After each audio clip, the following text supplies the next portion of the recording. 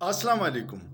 2-3 दिनों से आप मीडिया पे एक अजीब प्रोपेगंडा सुन रहे होंगे कि जो बदकिस्मत वाक़यात हुए हैं लाहौर कोर कमांडर के हाउस में, उसके बाद शहबाज शरीफ की पूरी काबीना और ज़रख़रीद मीडिया और इस्टेब्लिशमेंट कोर कमांडर हाउस का नाम नहीं ले रही, उसको जिनाह हाउस कह दिया है। कौम को पहली बार पता चला कि यहाँ कोई जिनाह हाउस भी है।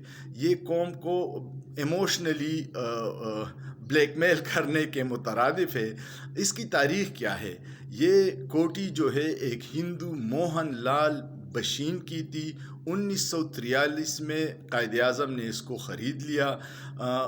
कायद आज़म मोहम्मद अली जिन्ना बाबा कौम की वफ़ात के बाद ये उनके नुमाइंदे मुरातब अली के हवाले की गई और फिर फ़ौज के पास चली गई। उस वक्त से ये फ़ौज के पास थी, लेकिन 2007 में फ़ेडरल बोर्ड ऑफ रेवेन्यू ने इनके कागज़ात ढूंढे, ओरिजिनल कागज़ात मिल गए और ये इंकशाफ हुआ कि ये तो कायद आज़म मोहम्मद अली जिन्ना की जायदाद है। फिर सिविल और मिलिट्री इदारों में ख़त व किताबत कीजिए, हमें वापस की जाए, लेकिन उस वक्त के से अब तक ये फ़ौज के पास है। होना ये चाहिए था कि अगर ये बाबा कौम जिन्ना साहब की जायदाद थी तो उसको सिविल इदारों के हवाले किया जाता और उसमें म्यूज़ियम वग़ैरह बना के कौम के लिए खोल दिया जाता, लेकिन वो फ़ौज के पास है।